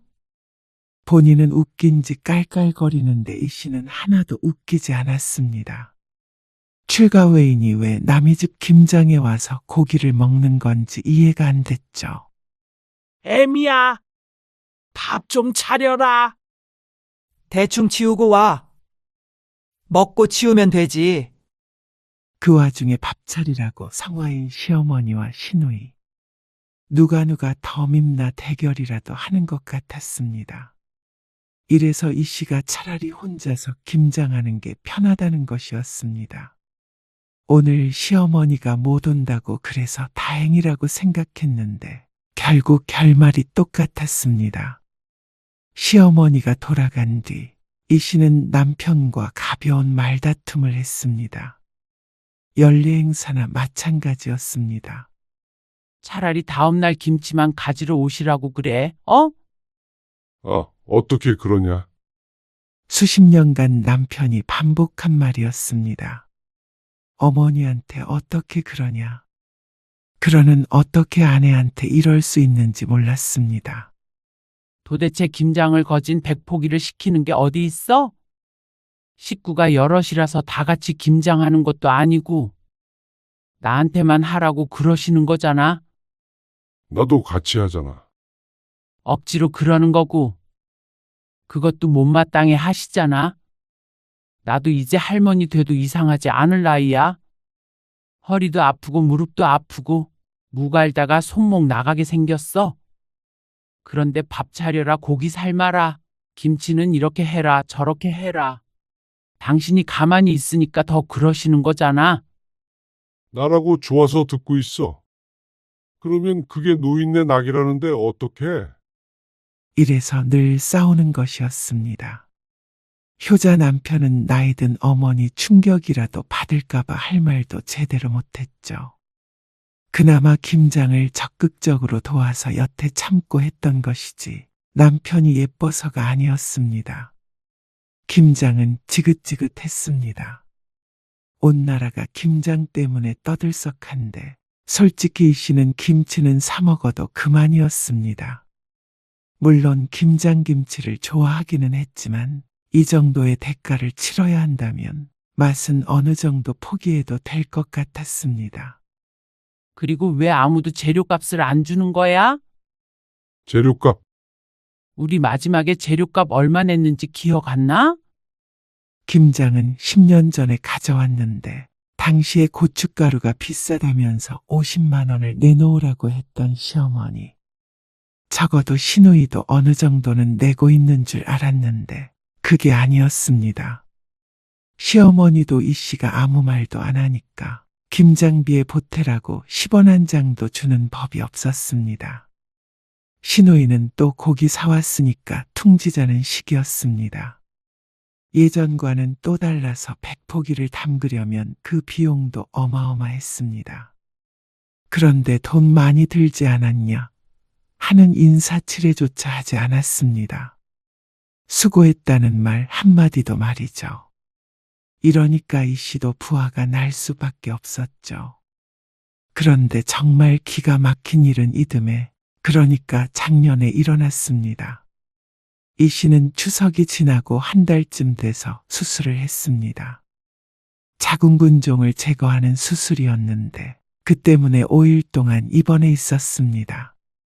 그래서 이번에 김장을 해야 되나 말아야 되나 남편과 상의를 하고 있을 때였습니다.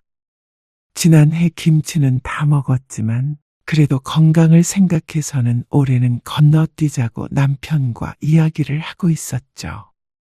그런데 그걸 귀신같이 알고는 시어머니가 전화했습니다. 올해 김장 할 만하냐? 아, 올해는 힘들 것 같아요. 몸도 별로 안 좋고 그래서요. 그러냐? 그럼 한 일주일 미뤄서 하면 낫지 않냐?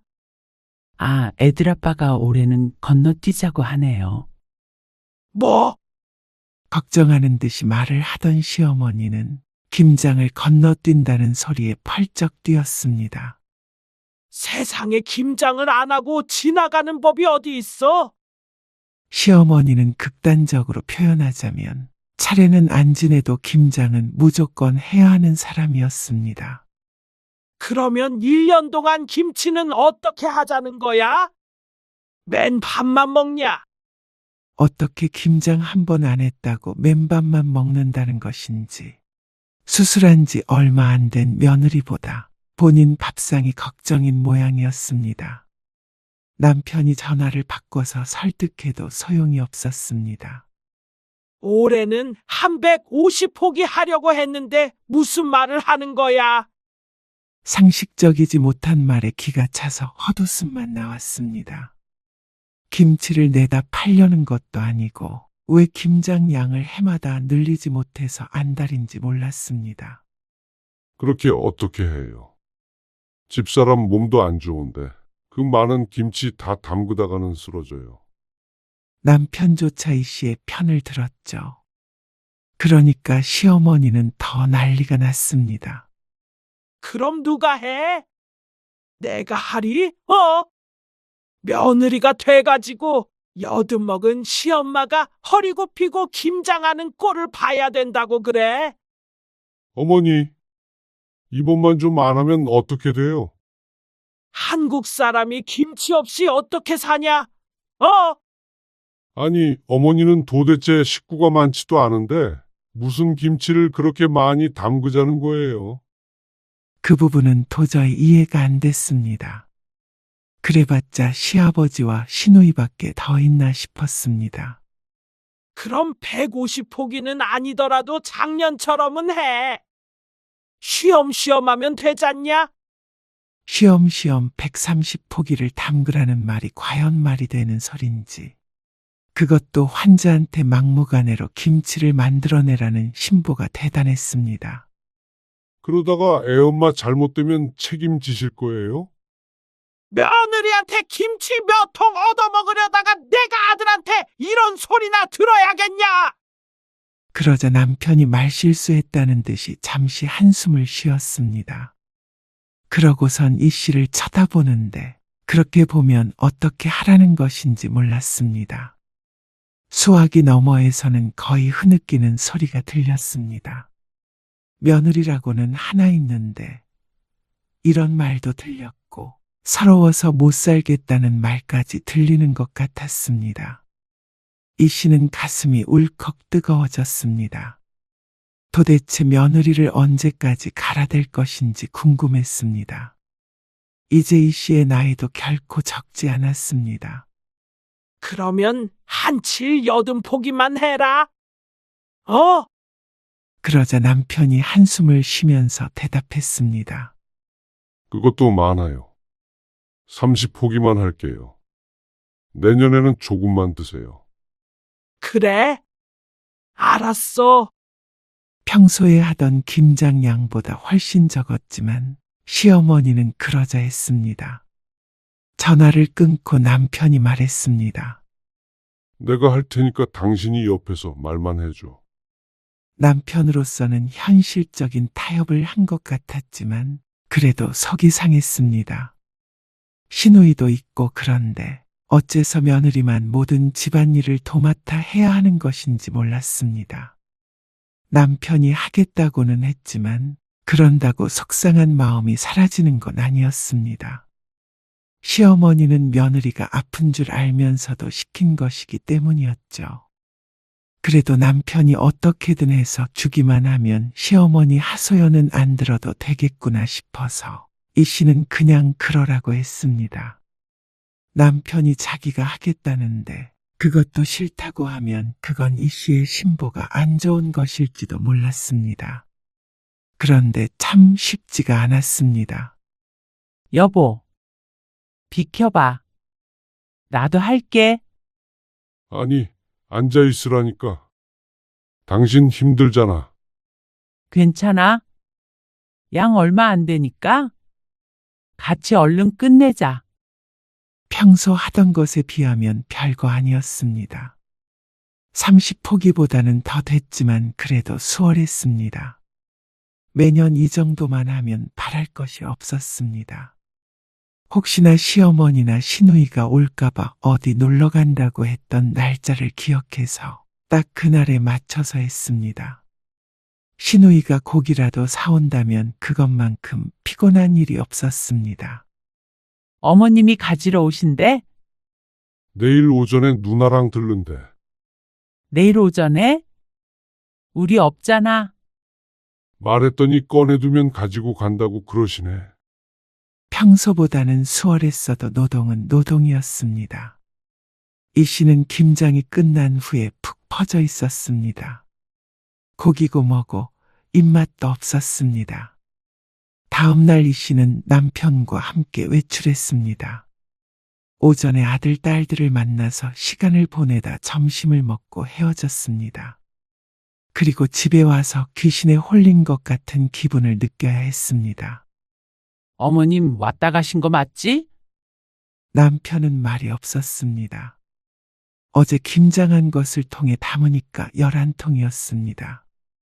그 중에서 6통을 드린다고 아침에 꺼내놨는데 그것은 당연히 없었고 김치냉장고도 텅텅 비었습니다.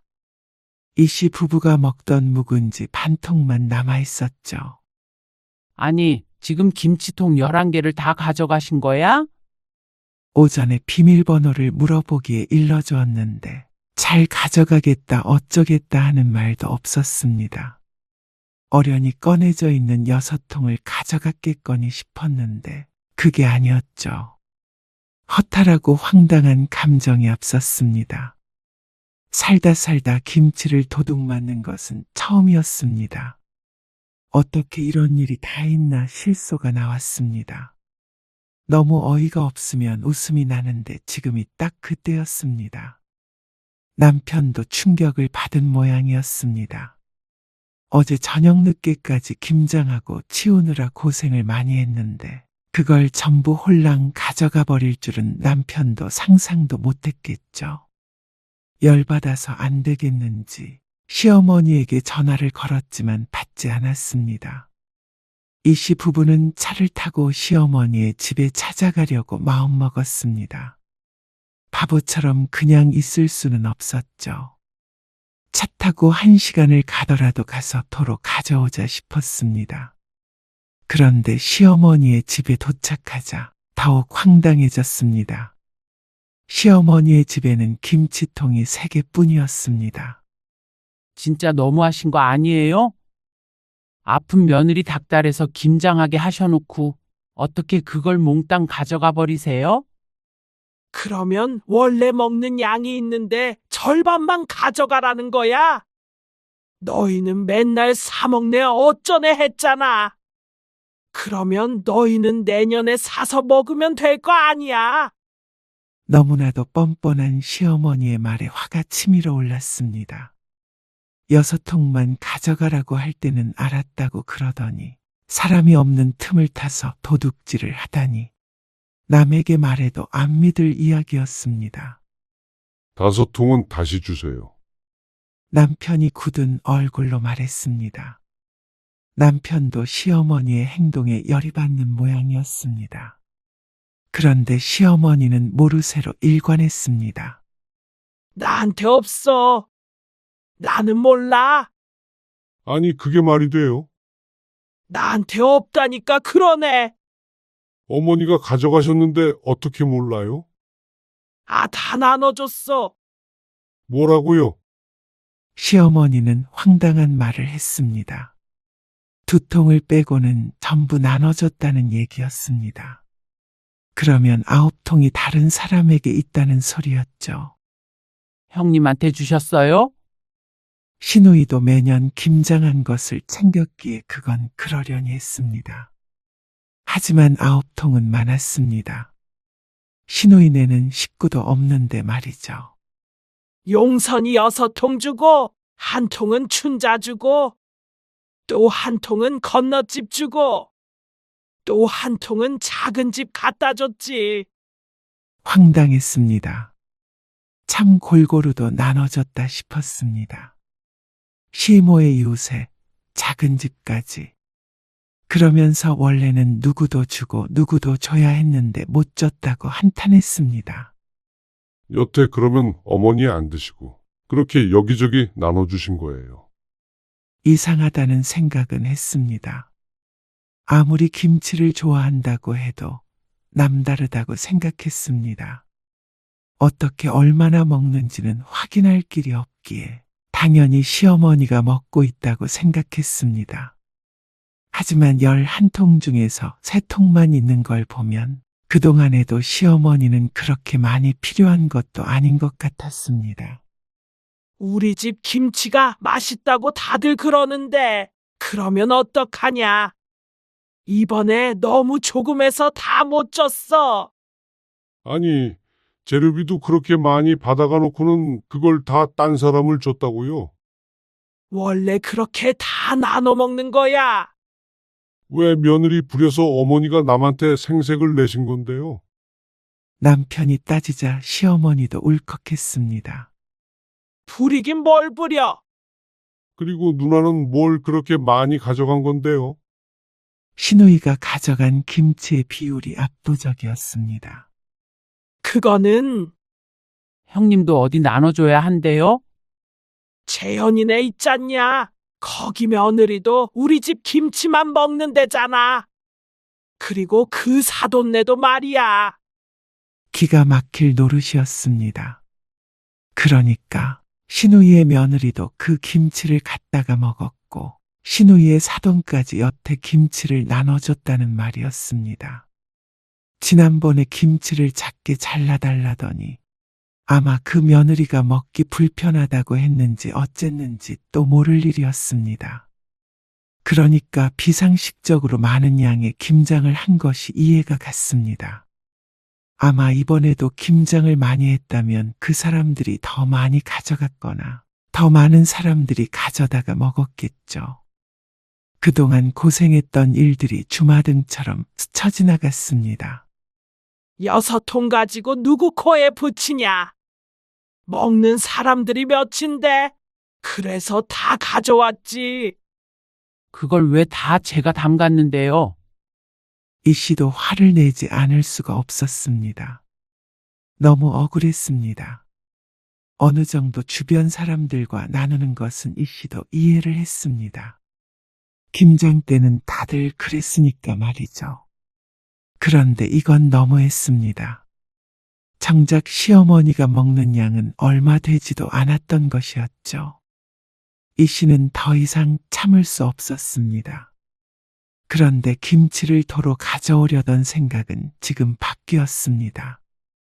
이미 다른 사람들에게 나눠줬던 김치를 돌려받을 수도 없고 시어머니한테 있는 김치 2통을 챙긴다고 해결될 일이 아니었습니다. 이번 김장 비용이랑 여태까지 가져가셨던 거 다 주세요. 뭐라고? 하루 종일 일한 값도 주시고요. 제가 담근 김치 어머님한테 팔았다고 생각할게요. 그게 말이나 되냐? 어떤 시엄마가 며느리한테 김치를 사서 먹어? 저도 예전에 어머님한테 50만 원씩 드렸잖아요. 저는 와서 일도 했는데요. 내가 그 돈을 왜 주냐? 김치 좀 담가줬다고 돈을 달라고 그래. 말도 안 되는 소리를 하고 있어. 말이 왜 안 돼요? 저희는 할 일이 없어서 일한 줄 아세요? 그리고 애엄마 아픈 거 뻔히 아시면서 왜 이렇게 심술을 부리세요? 뭐? 심술? 안 주시면 김치 도로 받아올 거예요. 이거 2통 가져가라. 살다 줬던 김치 뺏어가는 놈들은 처음이다. 그러면 다른 사람들한테 간 김치도 받아와도 되는 거죠? 이 씨는 휴대폰을 들었습니다. 그리고 신우이한테 전화를 걸었죠. 형님, 김치 6통 가져가셨죠? 잠시 뜸을 들이다가 신우이가 말했습니다. 응, 왜? 엄마가 그래? 그거? 제가 수술하고 몸 안 좋은데 담근 김치인 건 아시죠? 근데 그거 다 들고 가셨더라고요. 아, 그거는 미안해. 내가 워낙 김치를 좋아하잖아. 재현이네 김치 줬고 사돈도 줬다고 했나요? 그럼 재현이한테는 제가 전화할게요. 돌려달라고. 그리고 재현이 장모님 번호도 제가 받아야 해요? 아니면 알려주실래요? 그러자 신우이가 당황했습니다. 아니, 나는 엄마가 가져가라길래. 내 몫은 줄게. 애들 준 것까지 어떻게 뺏어? 전부 다 돌려주시거나 50만 원 주세요. 뭐? 50? 김치 6통에 50만 원 받는 사람이 어디 있어? 저는 3, 4통 먹어도 50만 원씩 냈었어요. 10년 전에도요. 아니면 재현이랑 통화할게요. 아, 알았어. 주면 되잖아. 그리고 내년부터 김장 안 합니다. 이제 사서 드세요. 그렇게 전화를 끊으니까 시어머니가 폭발 직전의 표정을 하고 있었습니다. 너 이게 뭐 하는 짓이야? 내년부터는 저희 먹을 거만 할 거예요. 어머님도 드시고 싶으시면 형님이랑 같이 담그시던가 사서 드세요. 참고로 제 김치는 한 통에 10만 원이에요. 그러자 시어머니는 이 씨에게 삿대질을 했습니다. 시엄마한테 눈을 동그랗게 뜨고 그런 말을 해. 내가 이러고도 살아야 하냐? 어머니, 이번에는 정말 어머니가 너무하셨어요. 평소 같았으면 이쯤에서 부모에게 져줬을 남편은 이번 일도 충격이 큰 듯 했습니다. 남편마저도 이 씨의 편을 들자 시어머니가 자리에 주저앉았습니다. 김치 좀 가져갔다고 사람을 이렇게 대할 수가 있냐? 어머님, 그동안 제가 한 김치 다 합치면 작은 김치 공장 하나는 차려도 돼요? 제가 손목 나가고 허리 나가면서 담근 김치로 어머님 체면 세우는 거 그만하세요. 올해 김치는 그냥 드세요. 대신 이게 마지막이에요. 시어머니한테까지 그 돈을 다 받고 싶었지만 나이든 시부모에게 너무 가혹한 것 같았습니다. 하지만 이 씨가 시어머니에게 할 수 있는 최고의 복수는 바로 이것이었습니다. 그토록 좋아하는 김치를 더 이상 주지 않는 것이죠. 누가 김치 안 주면 못 산다냐? 주지 말아라. 여우 같은 것. 시애미가 나이 드니까 이때다 싶지? 이렇게 날 무시하고도 네가 사람이야? 심보를 못되게 먹으니까 병이 나는 거야. 나쁜 년. 다신 찾아오지 마. 못된 심보 때문에 아파서 수술한 거라는 말에 이 씨도 놀라서 쳐다보았습니다. 아무리 화가 나도 어떻게 그런 말을 할 수가 있는지 굳어있는 이 씨 옆을 남편이 지나쳤습니다. 이것도 그냥 드시지 마세요. 남편이 차갑게 말한 후에 김치통을 열어냅다 마당에 던져버렸습니다. 그러자 마당에 빨간 국물이 흘러내렸죠. 너! 이게 무슨 짓이야? 그리고 그렇게 말씀하셔도 다시 올 일 없어요. 시어머니는 악을 쓰면서 화를 냈습니다. 남편도 그 모습을 보더니 질린다는 듯 고개를 절레절레 흔들었습니다. 그런 시어머니를 뒤로하고 이 씨와 남편은 대문을 나섰습니다. 어쩐지 배가 싸하게 아픈 것 같아서 부여잡자 남편이 놀랐습니다. 괜찮아, 당신? 요 며칠 김장하느라 고생을 했더니 배가 당기는 것 같았죠. 앞으로는 김장 같은 거 다 때려치우자. 남편은 질린 표정이었습니다. 그래도 며느리가 김장은 해야 하지 않겠냐 하던 남편이 어느새 변했죠. 내가 하고 싶을 때 하고 안 하고 싶을 땐 안 할 거야. 만약에 해도 당신이랑 나 그리고 애들 먹을 만큼만 조금 해야지. 이 씨도 이 씨가 담근 김치가 맛있었습니다. 남 안 주고 우리 식구 먹을 만큼만 한다면 즐거운 마음으로 할 수 있을 것 같았습니다. 그동안 담갔던 김치가 엉뚱한 사람들 뱃속으로 들어갔다는 사실은 너무 억울했지만 그래도 앞으로는 이런 일이 죽을 때까지 없을 것이었습니다. 얌체 같은 시집 식구들 식모 노릇 하는 것 말이죠. 그날 저녁 신우이가 전화를 해서 이 씨를 욕했습니다. 50만 원도 보냈는데 시어머니 집을 쑥대밭으로 만들어놨다며 이 씨를 악귀 취급을 했습니다. 그러자 남편이 전화를 가로채서 대꾸했습니다. 누나 집에도 가서 거실에 쏟아줘? 아니면 재현이 집에 가야 해? 그러자 신우이 입이 꾹 다물렸습니다. 돈 내고 깔끔하게 끝낸 걸 다행으로 여겨. 내가 지금 50만 원이 아니라 몇 년치를 받아야 될까 고민 중이니까 말이야. 신우이는 대답이 없었고 남편은 그냥 전화를 끊어버렸습니다. 내가 하고 싶은 말을 대신 해주니까 10년 묵은 체증이 내려가는 기분이었습니다. 진작에 이렇게 나서줬다면 한 20년은 고생을 덜 했을 텐데 하는 아쉬움은 들었습니다. 하지만 이제라도 이렇게 정신을 차린 게 어딘가 싶었습니다. 효자가 돌아서면 더 무서운 법이었습니다. 그리고 올해 들어 며칠 전 이 씨는 배추를 20포기만 사서 김장을 했습니다. 남편과 둘이 아주 능숙하게 했죠. 웃고 떠는 사이 김장은 금세 끝났고 모처럼 수육에 막걸리까지 곁들여 즐거운 시간을 보냈습니다. 그리고 시어머니에게서 연락이 왔습니다. 올해 김장하냐? 지난 1년간 연락도 없다가 대뜸 하는 말이었습니다. 그놈의 김치가 뭔지 종교보다도 더 심한 맹목적인 사랑이었습니다. 이미 했어요. 얼마 안에서 드릴 건 없네요. 시어머니는 사먹는 건 입맛에 안 맞다며 하소연했습니다. 그 난리 이후에도 김치 소리가 나오나 보다 하고 신기한 마음이 들었습니다. 내가 미안했다. 아니에요. 앞으로는 그런 일 없을 텐데요. 뭘. 시어머니는 사과했고 이 씨는 더는 신경 쓰지 않았습니다. 다만 앞으로 시집 식구들을 위해 김장하는 일은 없을 거라는 건 확실했죠. 그러니까 시어머니의 연락도 대수롭지 않게 받을 수 있었습니다. 요새 김치 사서 먹는 것도 맛있대요. 그러면서 이 씨는 덧붙였습니다.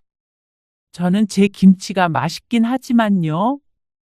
시어머니는 아무 말도 하지 않았고 이 씨는 안부 인사를 하고 전화를 끊었습니다. 홀가분했습니다.